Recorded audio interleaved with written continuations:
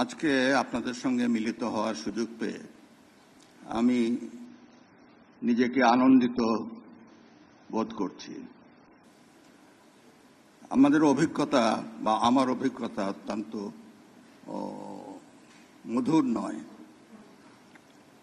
গত বছর আপনাদের সঙ্গে মিলিত হওয়ার সুযোগ আমি পাই নাই।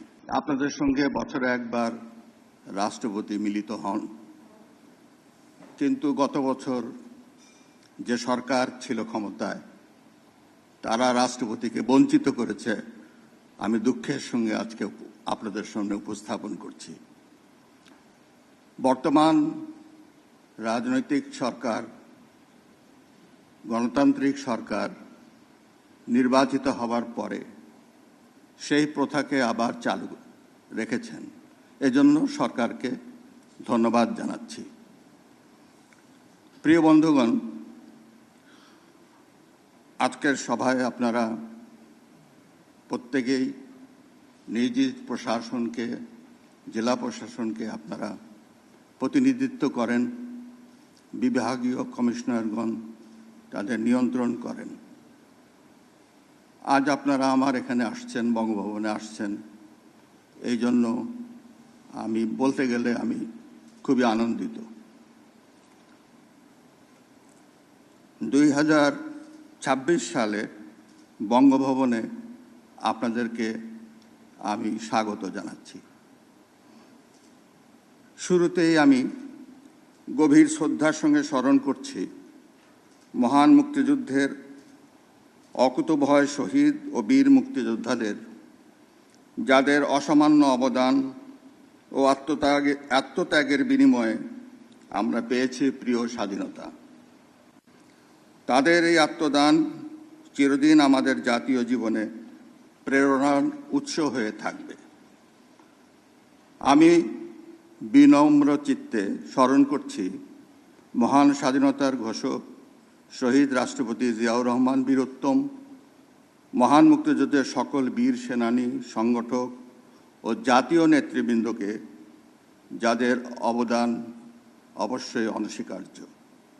শ্রদ্ধাভরে স্মরণ করি সাবেক প্রধানমন্ত্রী দেশনেত্রী বেগম খালেদা জিয়াকে, যিনি দেশের মানুষের ভাগ্য উন্নয়ন ও সংসদীয় গণতন্ত্র প্রতিষ্ঠায় অসামান্য অবদান রেখেছেন।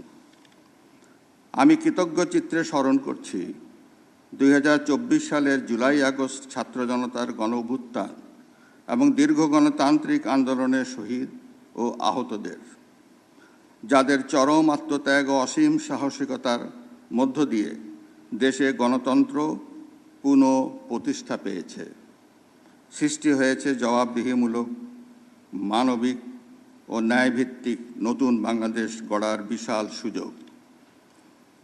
প্রিয় বিভাগীয় কমিশনার ও জেলা প্রশাসকবৃন্দ, দুর্নীতির ব্যাপারে সরকারের জিরো টলারেন্স নীতি বাস্তবায়নে আপনারা আরও সচেষ্ট হবেন। মাঠ প্রশাসনের সর্বস্তরে স্বচ্ছতা, জবাবদিহিতা ও পেশাদারিত্ব প্রতিষ্ঠায় নেতৃত্ব দিবেন। প্রিয় বিভাগীয় কমিশনার ও জেলা প্রশাসকবৃন্দ, ইতিমধ্যে আপনারা মাননীয় প্রধানমন্ত্রীর মূল্যবান দিক নির্দেশনা ও পরামর্শ পেয়েছেন। আগামী কয়েকদিন আপনারা বিভিন্ন সভায় অংশ নেবেন। আমার বিশ্বাস এই সম্মেলন থেকে যে নির্দেশনা দায়িত্ব পাবেন সেগুলোর বাস্তবায়নে আপনারা আরও সক্রিয়, সচেষ্ট ও আন্তরিক হবেন। আপনাদের মেধা, সততা ও নিষ্ঠা দেশের উন্নয়ন ও জনকল্যাণে গুরুত্বপূর্ণ অবদান রাখবে, এটাই আমাদের প্রত্যাশা।